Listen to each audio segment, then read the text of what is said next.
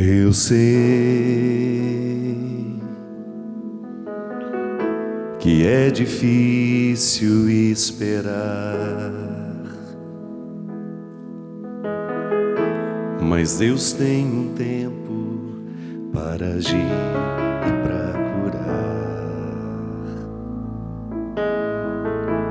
Só é preciso confiar.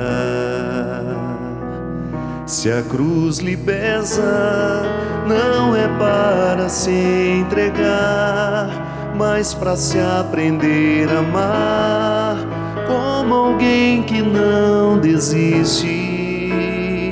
A dor faz parte do cultivo desta fé, pois só sabe o que se quer quem luta para conseguir ser feliz. Não desista do amor, não desista de amar, não se entregue à dor, porque ela um dia vai passar. Se a cruz lhe pesou e quer se entregar, tal como o Cirineu, Cristo vai lhe ajudar.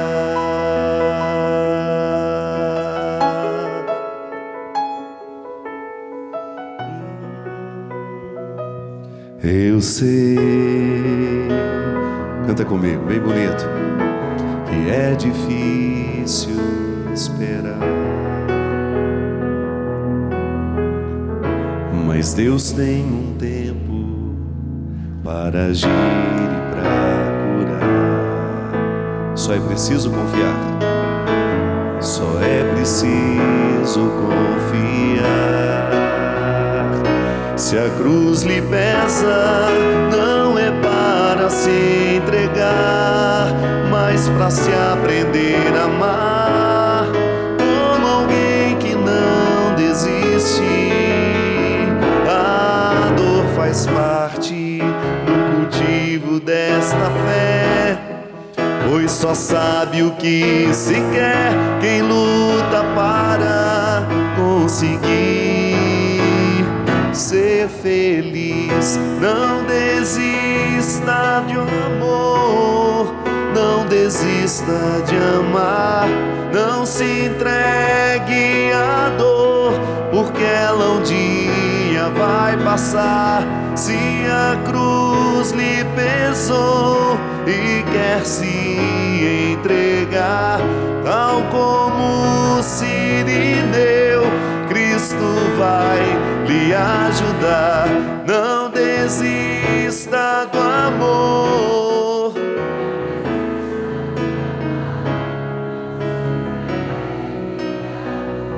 porque ela um dia vai passar. Se a cruz lhe pesou e quer se entregar, Cristo vai lhe ajudar. Muito boa noite, é com muita alegria que nós começamos mais um programa Direção Espiritual, hoje aqui de Taubaté, do Teatro Mazzaropi, dentro do, claro que vai noutra data, mas aproveitamos a semana preparando o coração, que é uma iniciativa da Fundação Dom Couto, recebendo pessoas do Brasil inteiro aqui conosco, pessoas que vêm de longe, para entrar nesse clima do Advento, que é de preparação. Você sabe que o Advento é um tempo parecido com a Quaresma, né? Porque nos propõe a mesma coisa. O Advento nos propõe um despojamento que vai nos ajudar a chegar ao Natal mais leves. É como se nós estivéssemos preparando a nossa casa para receber alguém. O conceito de esperança é absolutamente fértil dentro da teologia cristã. Mas não é um esperar por esperar.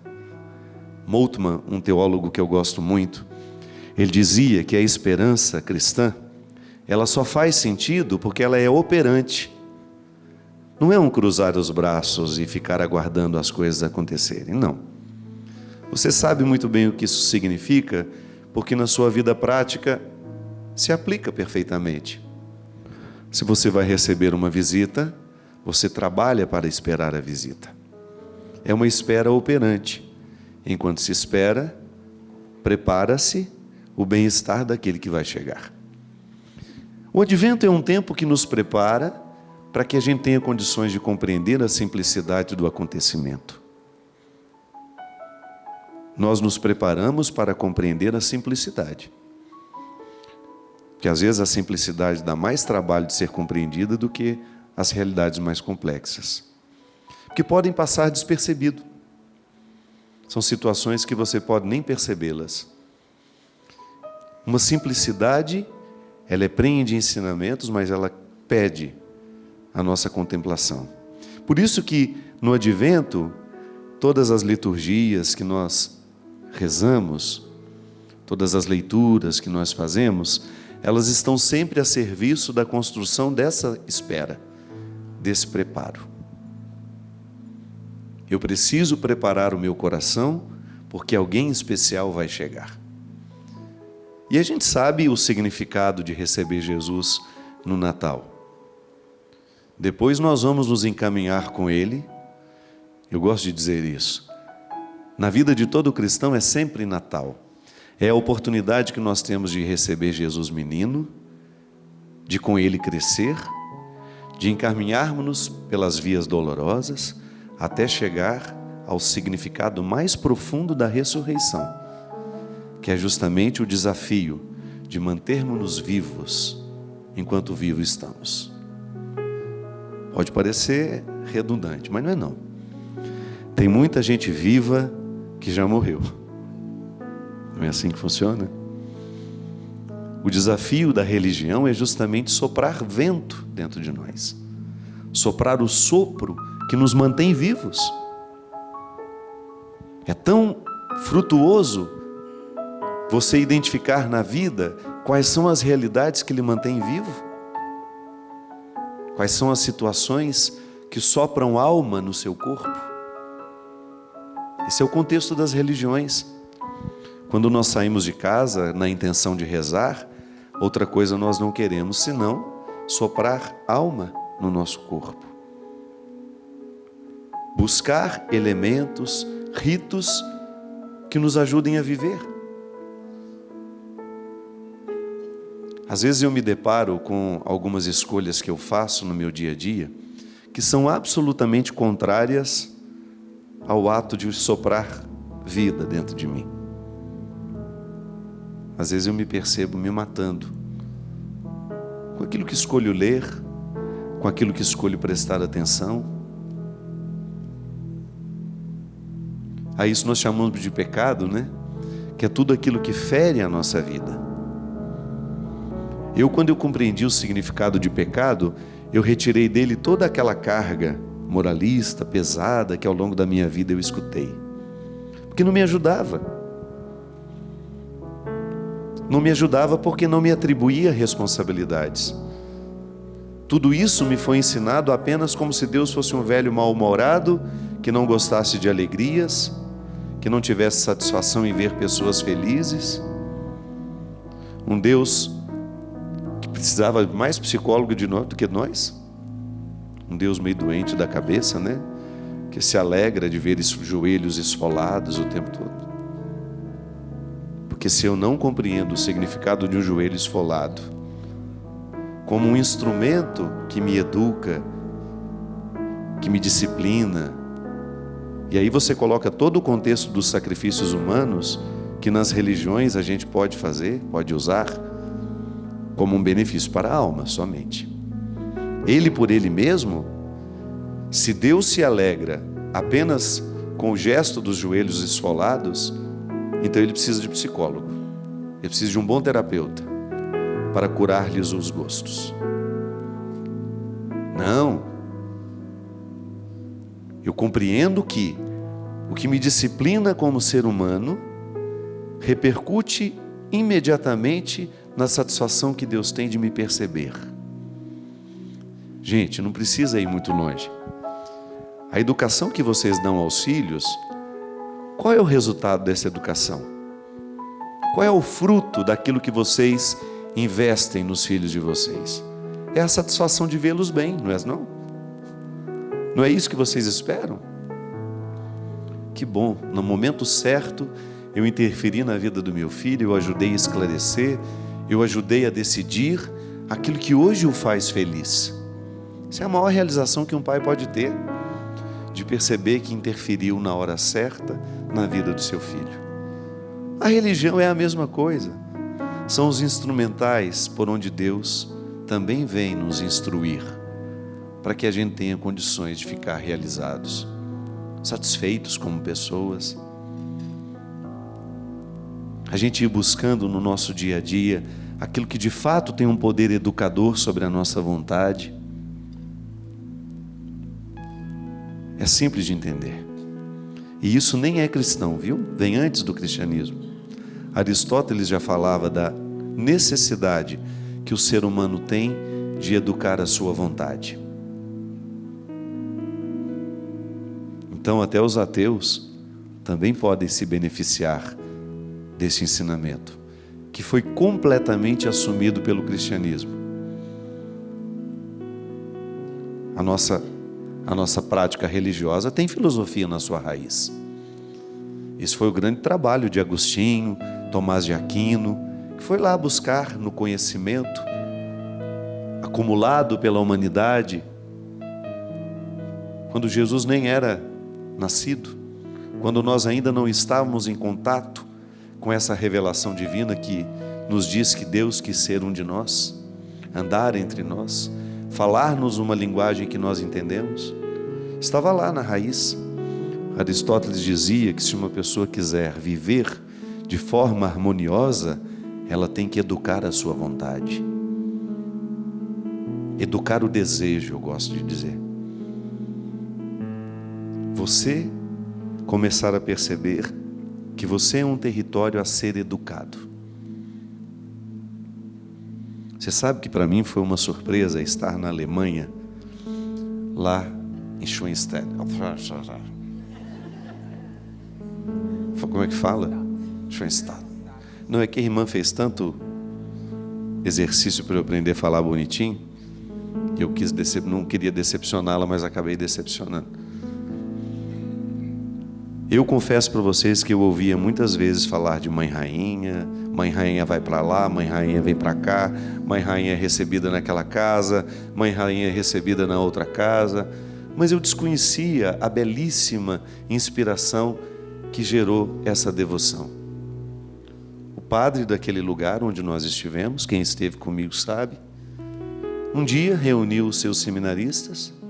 Era um território onde o nazismo tinha uma força muito grande, e ele disse assim: Nossa Senhora não apareceu aqui, mas nós queremos erguer um santuário para ela. Então, como ela não apareceu, nós vamos convidá-la. Então, como não foi uma escolha dela, é uma escolha nossa, de que este território seja um território dela. Inclusive Schoenstatt chama o lugar que é belo, né? A tradução é isso. Como nós vamos hospedá-la, a condição para que ela fique é que nós sejamos homens e mulheres de bem.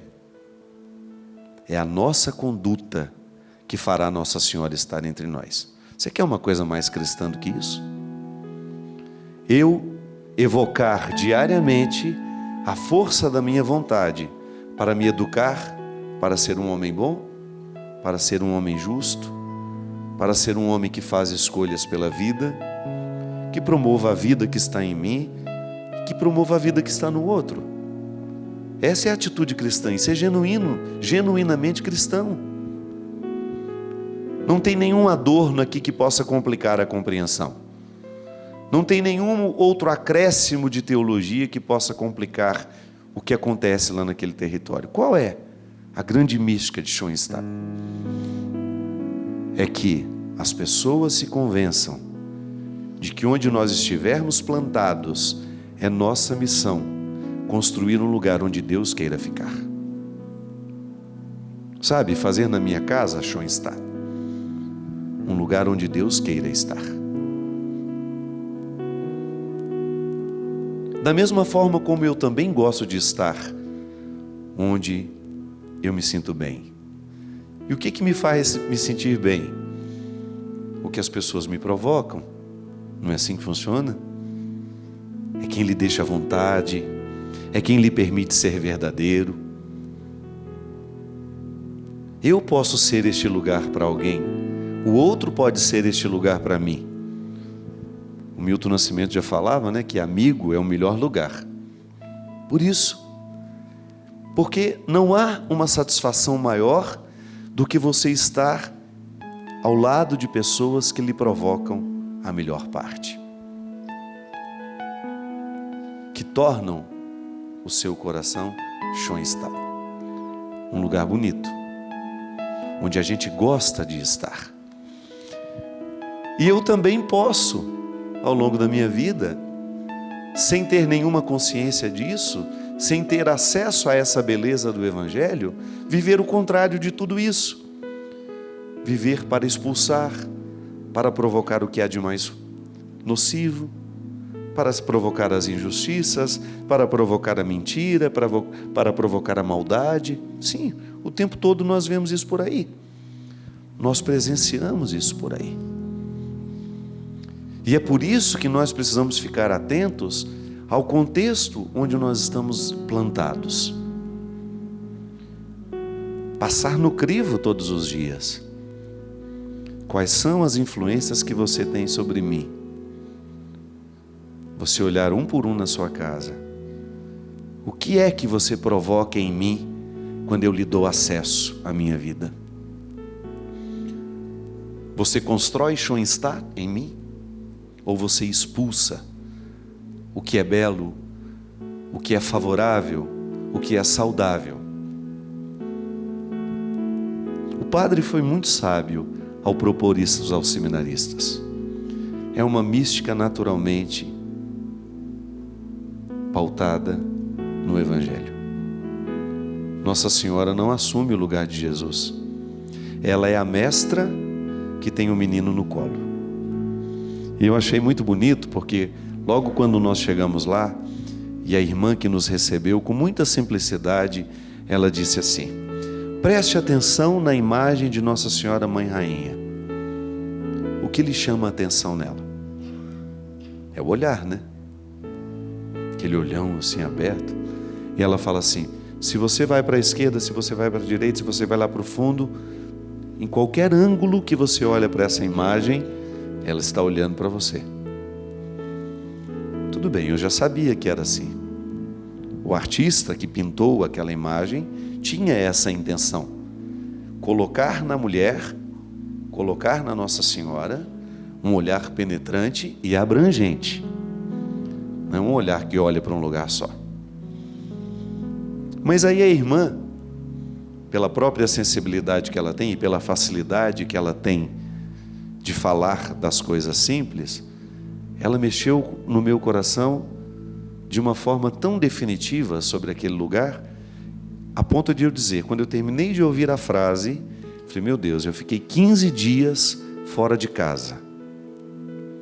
Eu preguei muito, nós celebramos todos os dias nós rezamos juntos como grupo, mas eu tenho consciência que eu saí de casa para ouvir isso. Sabe quando você toma consciência de que tudo aquilo que foi programado, desde o seu embarque em São Paulo, até aquele momento, o último dia da peregrinação, quando você tem aquela clareza de que você andou aquela distância toda para ouvir aquela frase? Ela falou assim: a Nossa Senhora olha desse jeito para nós por um motivo muito simples. Ela olha porque tem tempo. Não há alguém que está com pressa. Eu parei e prestei atenção naquela frase, tão óbvia, mas naquele momento tão carregada de significados. Ela olha sim porque tem tempo. E se você tiver disposição, ela fala com você, porque ela tem tempo para você. é a personificação de um Deus que tem tempo para mim. Minha gente, nós estamos tão empobrecidos que nós ficamos, a nossa pobreza ela fica evidenciada justamente na nossa falta de tempo. Se você for fazer uma análise, quem é rico? A maioria dos ricos que tem dinheiro que eu conheço, eles não têm tempo. Eles não têm tempo para eles não têm tempo para as suas alegrias. Mas não é um privilégio só dos endinheirados, não. Nós também.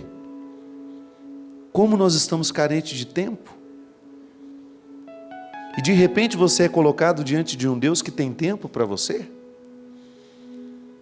que não tem pressa em lhe ouvir,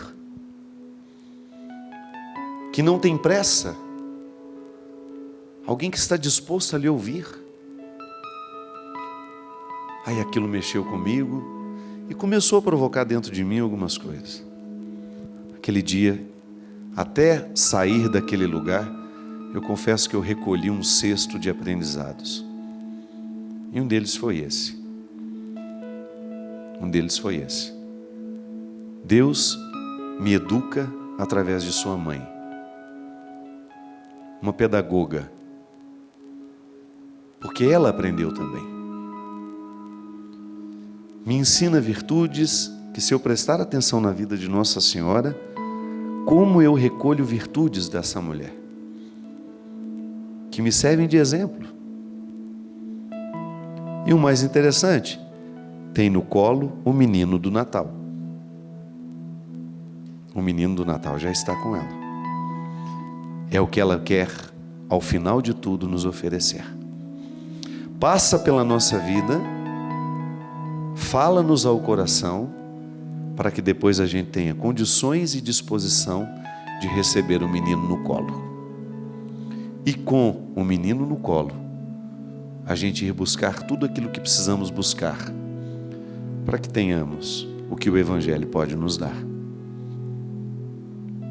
Porque quando Deus acontece verdadeiramente no nosso coração, Ele modifica, sobretudo, a nossa vontade. Você percebe? Eu sei que conversão não é mensurável. Você não pode pedir uma régua para poder falar, eu quero saber o quanto que você é cristão. Mas nós podemos ter indícios. Se você quiser analisar a qualidade da vida religiosa em você, é só olhar para os seus desejos. O que você ainda deseja? O que você realmente quer? É a pergunta de Jesus para o Bartimeu. Bartimeu, o que tu queres que eu faça? Aquilo que nós desejamos. Como é que nós educamos a vontade e o desejo? Como é que eu trabalho para que o meu desejo me encaminhe? Porque o desejo é a pulsão que me leva, para que ele me leve àquilo que de fato pode me fazer bem. E me fazendo bem, naturalmente faz bem àqueles que estão ao meu lado. Essa música fala para a gente não desistir do amor. Mesmo quando a cruz nos pesa, mesmo quando a vida é difícil. Porque a primeira regra que nós precisamos aprender para nos livrar das ilusões religiosas é de que a nossa vida fica mais fácil porque temos Deus. Não. Deus não vai retirar de nós o que humanamente nós precisamos enfrentar. Mas a fé, ela acaba funcionando como um instrumento de batalha. Não espere que Deus vá facilitar a sua vida.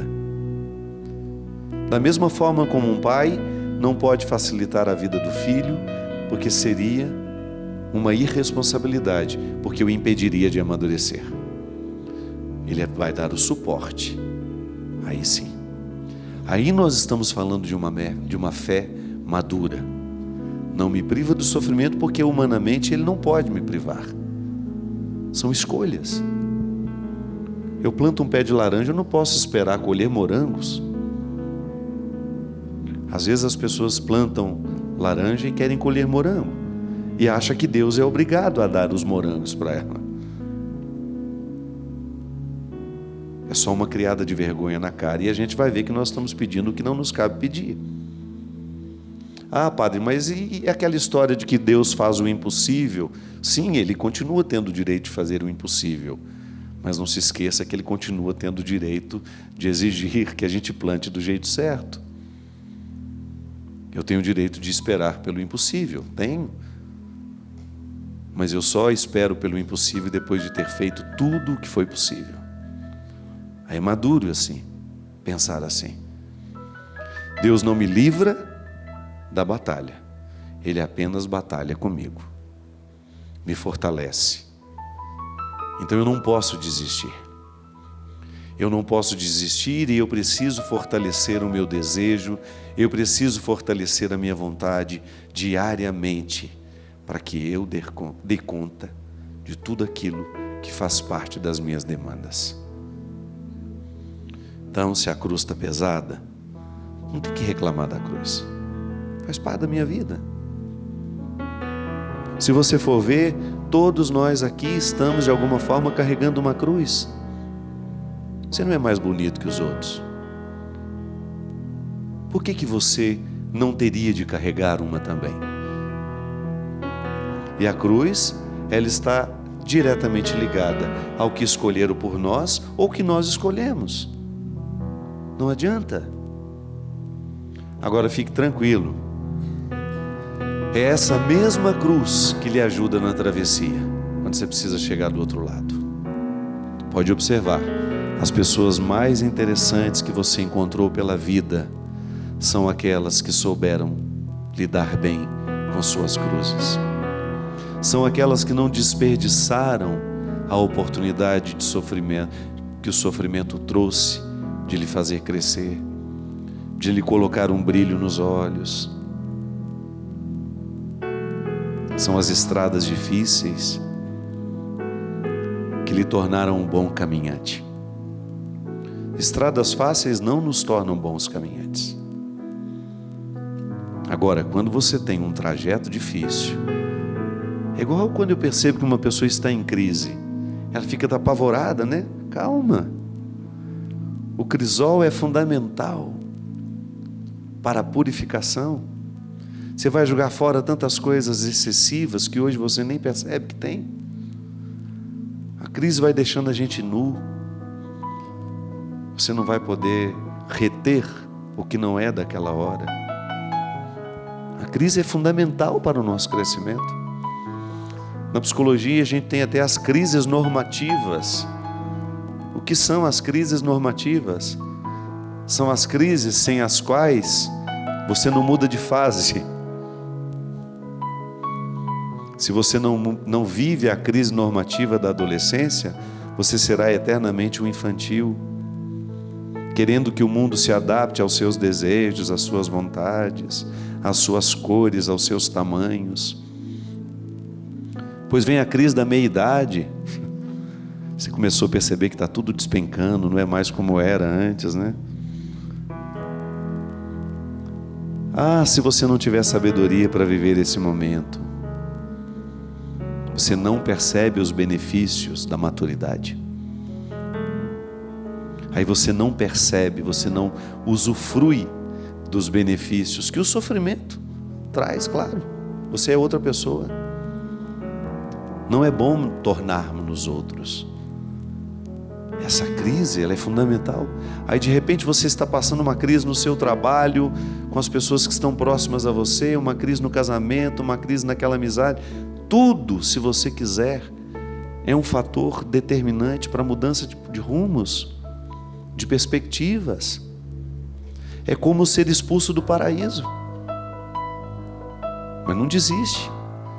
Não desiste só porque está passando uma crise. Não desiste só porque foi expulso daquela comodidade que você estava vivendo antes. Exerce a sua criatividade. E permita que esse Deus que nos acessa por meio dos sentimentos, dos pensamentos, possa nos ajudar a compreender o que estamos vivendo. Sim, de maneira muito natural. Não desista do amor. Não se entregue, porque ela um dia vai passar. Se a cruz e quer se entregar, Cristo vai lhe ajudar.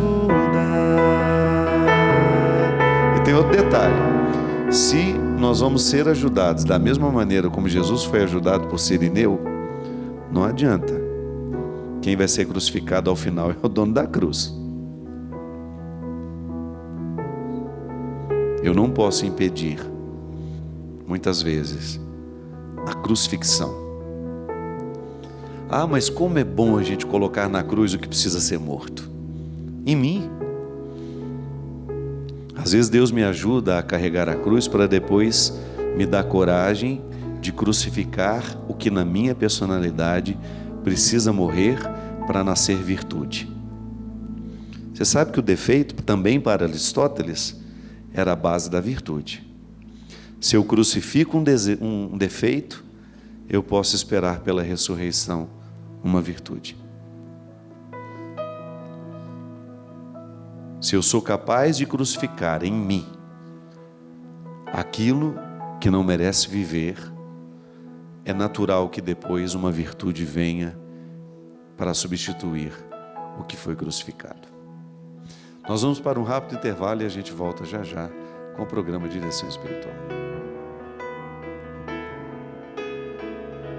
Estamos de volta com o programa Direção Espiritual, hoje aqui do Teatro Mazzaropi, em Taubaté, aproveitando a semana, preparando corações, junto com a Fundação Dom Couto, com esse povo maravilhoso que veio de tantos lugares do Brasil. Uma salva de palmas para vocês mesmos.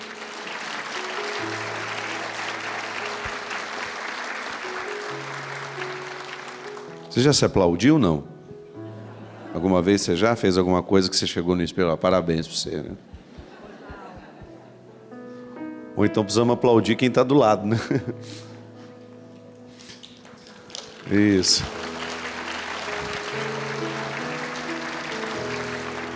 Mas você sabe que para mim isso sempre é um mistério. Essa oportunidade que às vezes a gente tem de ver uma pessoa, nós não fazemos ideia do que essa pessoa já passou, não é?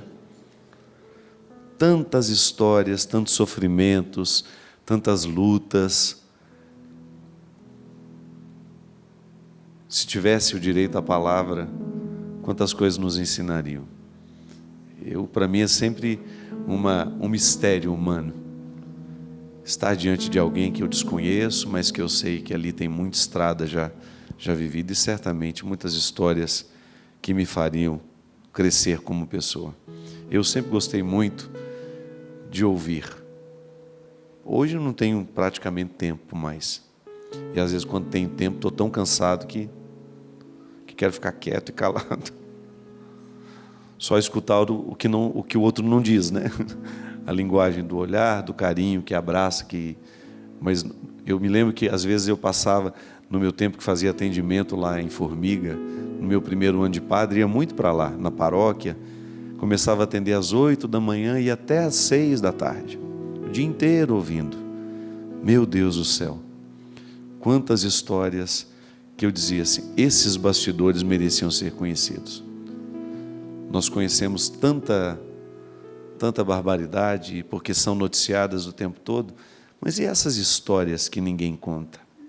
Ainda agora, nessa minha maratona de lançamento da biografia com o Rodrigo, a equipe toda que estava conosco, uma das coisas que mais nos impressiona é isso. Naquele menos de um minuto que a pessoa passa, quantas histórias bonitas às vezes a gente escuta. Quantos testemunhos bonitos nós temos a oportunidade de ouvir. Deus passou ali na vida daquela pessoa, através às vezes de um programa, de um trecho de livro que leu. É aquilo que a gente falava anteriormente. A oportunidade que a gente tem de passar pela vida do outro e fazer a diferença. Isso é fantástico, isso é muito bonito. Nós estaremos no dia 9 de dezembro, próximo sábado, em João Câmara, no Rio Grande do Norte. Todos vocês aí da região estão convidados para estarem conosco no show A Estrada Sou Eu. No dia 10 de dezembro, esse mesmo show será em Fortaleza, que é um domingo, né? Domingo, dia 10 de dezembro, povo de Fortaleza e região é o nosso convidado. No dia 17 de dezembro, Lages, Santa Catarina, terei a oportunidade de retornar a esse estado maravilhoso que fez tanta diferença na minha vida. No dia 22 de dezembro, estaremos em Juazeiro do Norte, no Ceará, que é uma quinta-feira, e depois no dia 29 de dezembro, em Praia Grande, que também é uma quinta-feira. Meu sepultamento deve ser dia 30 ou dia 1º. Depende do que vão querer fazer com o corpo, leva para lá, vai para cá. Vou te falar uma coisa, o finalzinho de ano cansativo está sendo esse. Pior que a pessoa não dorme. Vocês já viram o vídeo do Anciovaldo, que eu já postei lá? A pessoa tem até o cansaço, a dor no corpo, mas ela não dorme. Você tem isso também? Tem o cansaço, a dor no corpo, mas não dorme? Pois é. Gente, você que ainda não adquiriu a biografia Humanos Demais, que é o livro que o Rodrigo Alvarez escreveu sobre a minha vida, a Canção Nova está utilizando-se deste livro, desta obra, para ajudar a pagar as dívidas de fim de ano. Você sabe que esse veículo de comunicação não tem propaganda, não há nenhum investimento aqui que não seja o do sócio contribuinte. E, ao ter um produto vendido aqui na Canção Nova, ao você adquirir um produto da Canção Nova, você ajuda a pagar as contas dessa grande instituição, dessa grande obra. Então, se você ainda não tem, quer presentear alguém no Natal, ligue para o telefone que está aparecendo na tela, 0 operadora 12 3186 2600. Ligue, você vai ser atendido agora, você recebe o livro em casa e tem a oportunidade de ajudar a Canção Nova. Aí aparecendo o nosso querido amigo Rodrigo, que esteve aqui na semana passada também, no programa que fizemos na semana passada ao vivo, e que falou também desta obra. Alguém aqui gostaria de dar um testemunho para nós? Contar alguma história bonita disso que nós estamos dizendo? Vou passar por aqui, tá? Aproveitar que nós estamos no meio do povo. Você vai comigo, Bia, ou eu levo o microfone? Vem cá, olha que menina querida. Vem comigo. Ei, Leila. Tudo certo com vocês aqui? Já serviram risoles para vocês? Não? Não? Estão esperando? Fala, minha filha. Você veio de onde? De Pindamonhangaba. Minha vizinha aqui. Que história que você quer contar para nós? Primeiro foi você que disse que ela tem a história, né? Precisa? Então vamos lá.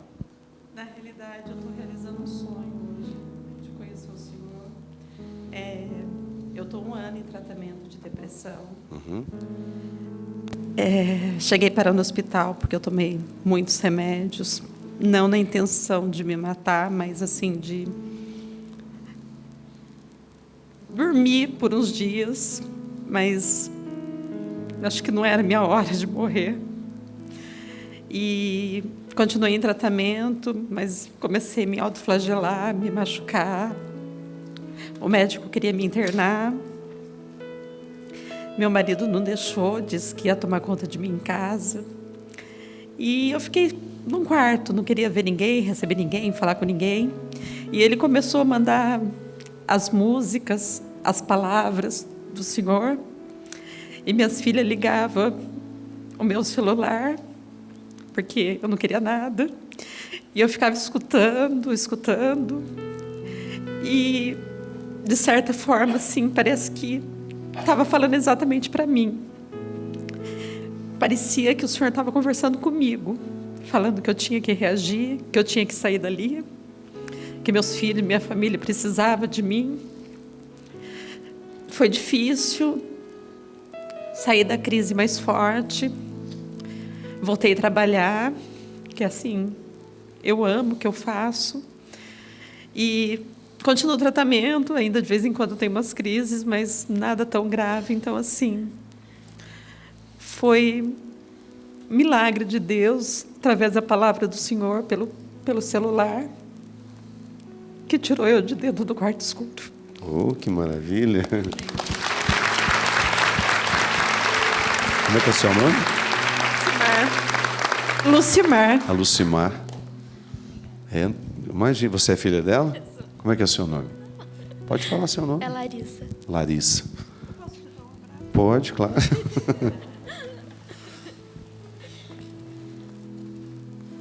Aí.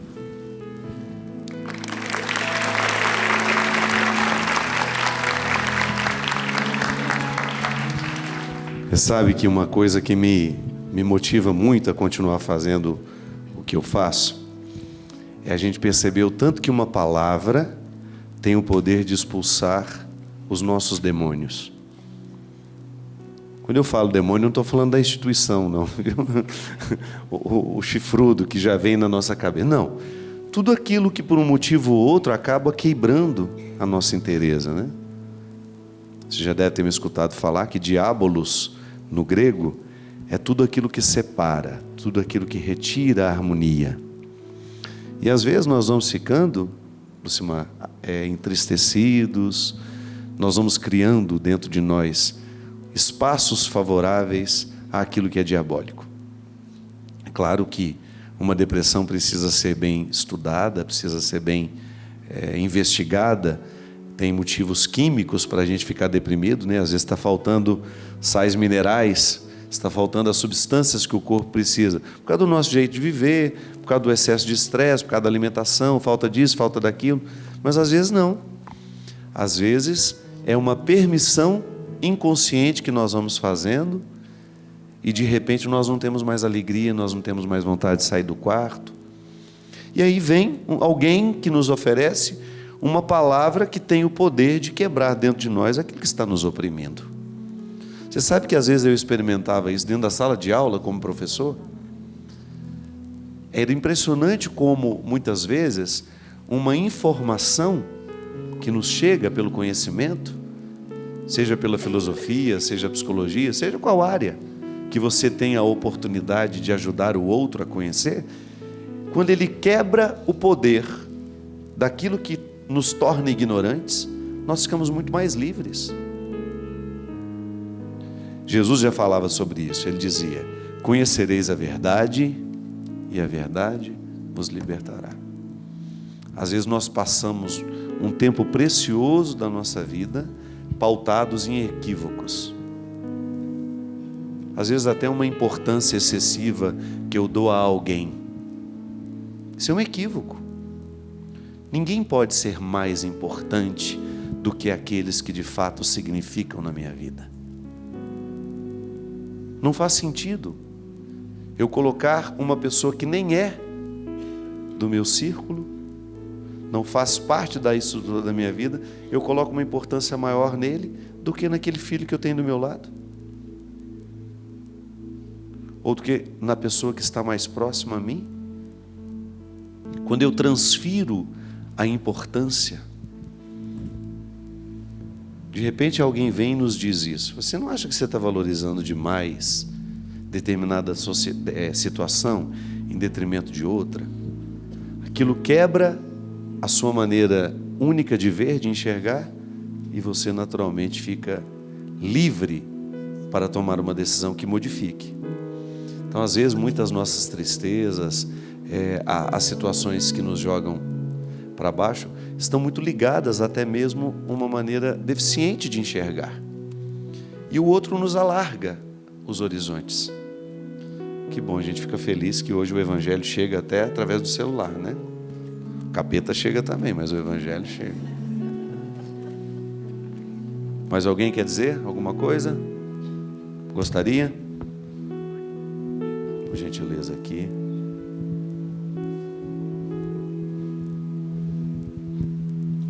Padre, o senhor me conhece e muita gente aqui me conhece. Eu estou com 87 anos e costumo dizer que o senhor me deu 2 presentes na minha vida, na minha velhice. O seu carinho, o que o senhor me ensina através da direção espiritual, e a quantidade de amigos que estão aqui nesse auditório que vêm falar comigo e me abraçam. Muito obrigada, Padre. De nada.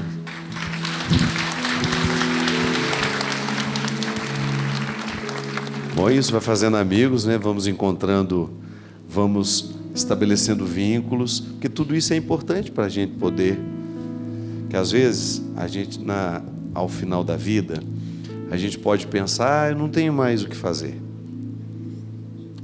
E às vezes muitos idosos estão dentro de casa pensando, eu não tenho o que fazer. Tem sim. Tem muita gente boa para você conhecer, muita gente engraçada para você conviver, gente que vai lhe ajudar a vencer as suas fases difíceis. O que a gente não pode é ficar enclausurado. Eu me lembro quando a senhora chegou entre nós, a senhora tinha um peso muito grande. E não acredito que tenha mudado muito, né? A vida continua pesada. Mas fica porque modifica a maneira como nós olhamos. Às vezes os fatos são absolutamente os mesmos. Mais alguém? Mais alguém quer dizer uma palavra?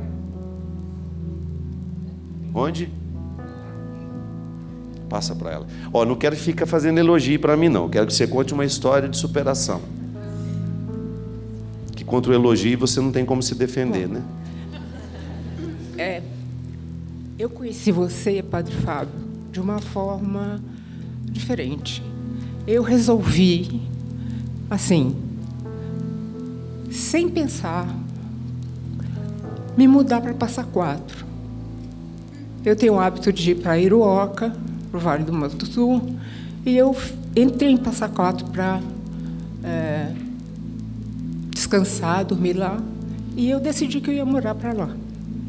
3 meses depois eu estava lá. Eu não conhecia nada, nem ninguém.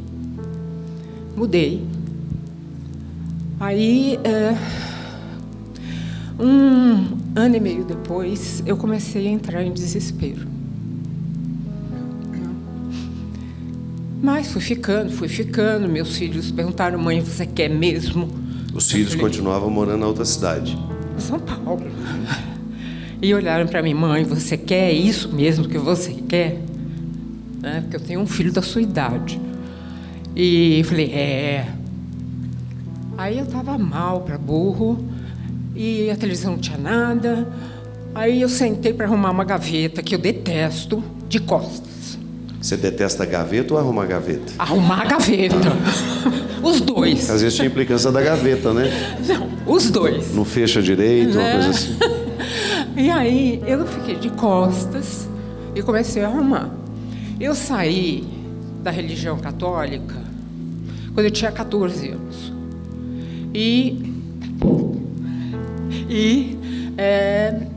Foram 55 anos andando de seca a meca. Teosofia, logosofia, fraternidade branca, tá? Tudo. Aí estava lá.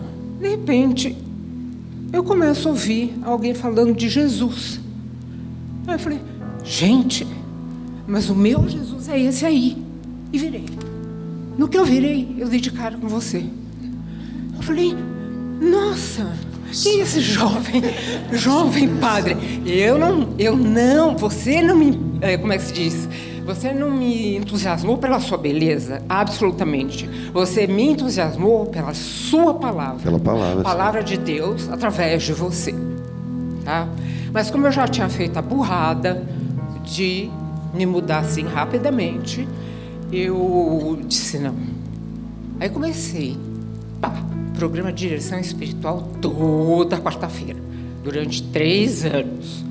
Até que eu cheguei à conclusão que eu estava convertida. Aí fui até Canção Nova, o Dunga me mandou... Dunga me mandou para Taubaté, porque eu não sabia de onde você era. Eu fui parar na Fundação Dom Couto. E de lá para cá, tá no tempo, eu paro. Bom, pode continuar. Pode. E de lá para cá, eu venho frequentando a Fundação Dom Couto, ajudando, mexendo muito dentro de mim, muito. Ou seja, eu me sinto cada vez mais cristã.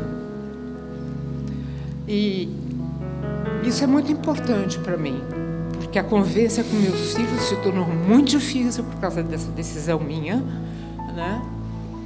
E eu estou aceitando essa atitude deles e de várias outras pessoas, né? E daí... Tá aqui. Tô aqui. O ano Muito obrigado. passado, você lembra que o ano passado fiquei debruçada ali? Lembra? Muito obrigado. Como é que é seu nome mesmo? Elizabeth. Elizabeth. Elizabeth, eu costumo dizer o seguinte: quando nós somos apresentados do jeito certo a Jesus, não tem erro, não é? Eu sei que às vezes nós, líderes religiosos, na tentativa de apresentar as pessoas a Deus, a gente acaba criando uma caricatura dele. A gente faz um Deus à nossa imagem e semelhança, ou às vezes até muito pior do que nós. Eu também sempre acreditei na possibilidade de que Deus seja sempre atraente quando apresentado em sua beleza, em sua grandeza. Eu me lembro que quando eu tive contato com um teólogo que mudou muito a minha vida, toda vez que eu lia as obras dele, por mais difíceis que elas me fossem do ponto de vista teórico, porque eu estava começando a teologia, mas eu pensava, meu Deus, eu sempre acreditei que Deus era assim. Quando eu observei esse teólogo retirando Deus do campo das batalhas e colocando ao lado dos que têm fome, dos miseráveis, dos solitários, preparando um banquete para que esses tenham um lugar onde ficar, aí fazia sentido. Eu conseguia entender a palavra de Jesus com aquela que me era ensinada ao longo da vida. Quando a gente retira Deus deste contexto muitas vezes sombrio, em que Ele é colocado de obrigações, de culpas, Ele transforma a nossa vida, porque Ele nos coloca em contato com o outro. O termômetro da conversão é o tanto que nós ficamos acessíveis aos outros, fáceis na relação com o outro. Esse é o termômetro da conversão. Quando os que estão ao meu lado podem dar esse testemunho, é um prazer viver ao lado dessa pessoa. Isso é cristianismo. O resultado da vida que os outros testemunham por nós. Tenho o prazer de estar com Ele. É uma satisfação estar com Ele. Onde Ele chega, as coisas naturalmente ficam harmoniosas. Olha para o espelho agora. Para o espelho que é a sua casa, para o espelho que é a sua vida. Que às vezes você está apresentado ao Deus errado.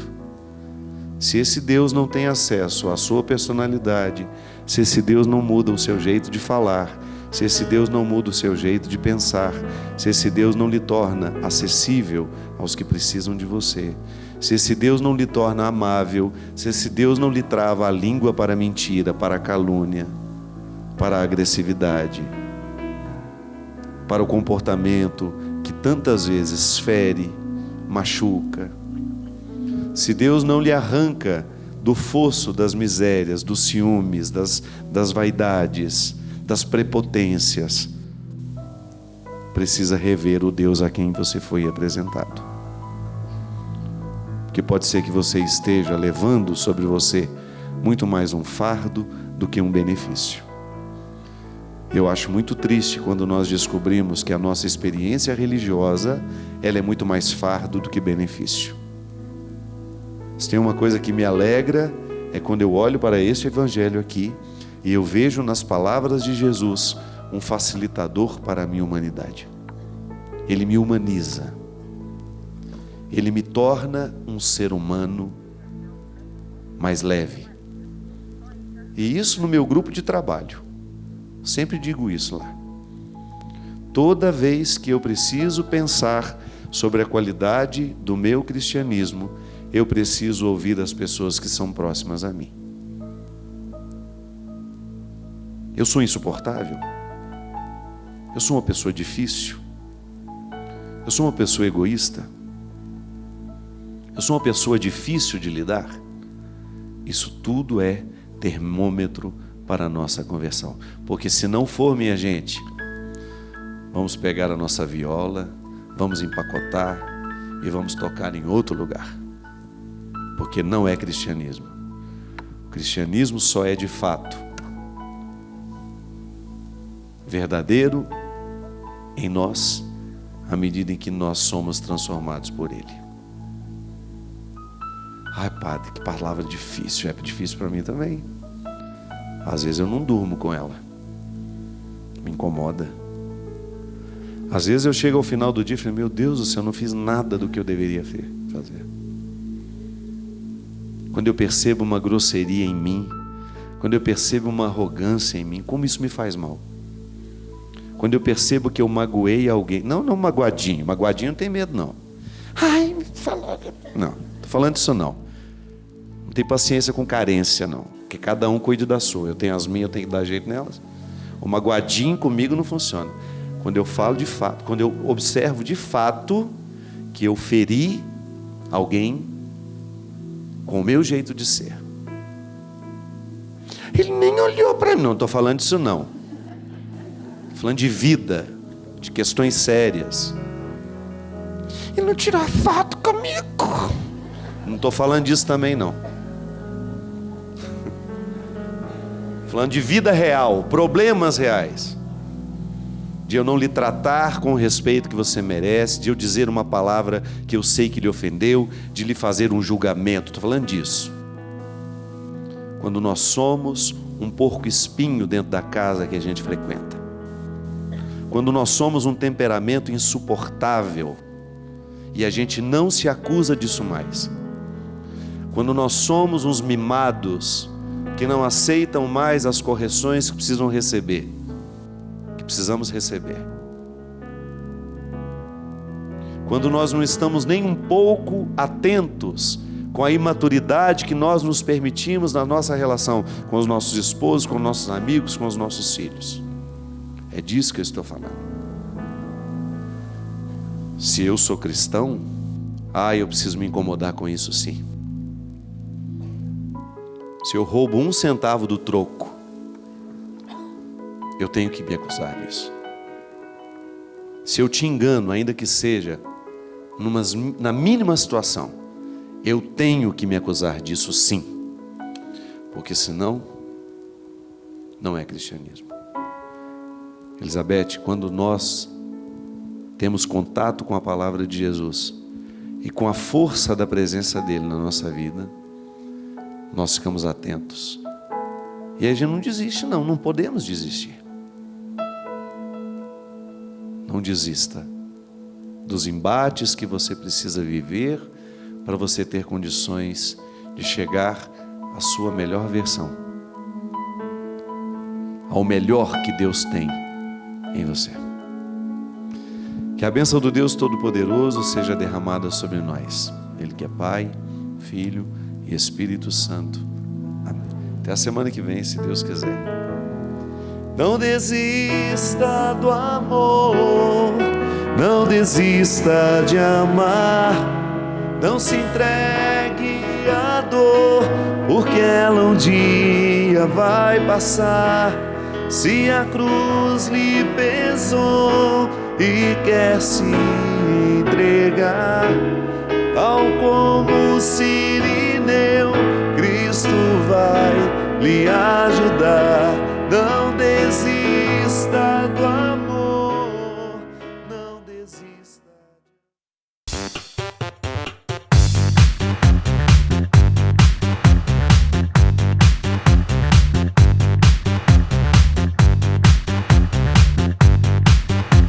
CançãoNovaPlay.com. Assine já!